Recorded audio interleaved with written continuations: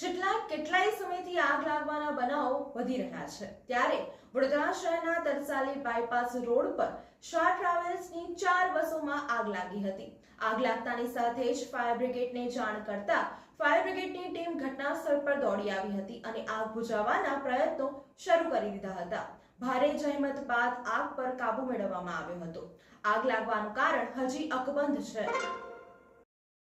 વડોદરા શહેરમાં અવારનવાર આગ લાગવાની ઘટનાઓ બનતી હોય છે ત્યારે હાલ ચોમાસાની સિઝન ચાલી રહી છે ત્યારે તરસાલી બાયપાસ નજીક શાહ ટ્રાવેલ્સ નામનું ગોડાઉન છે જ્યાં બસમાં આગ લાગવાની ઘટના બની હતી। આગ લાગવાનો કોલ મકરપુરા ફાયર સ્ટેશનને મળતા મકરપુરા ફાયર બ્રિગેડની ટીમ ઘટના સ્થળ પર દોડી આવી હતી અને બસમાં લાગેલી આગ પર કાબુ મેળવવાનો પ્રયત્ન શરૂ કર્યો હતો।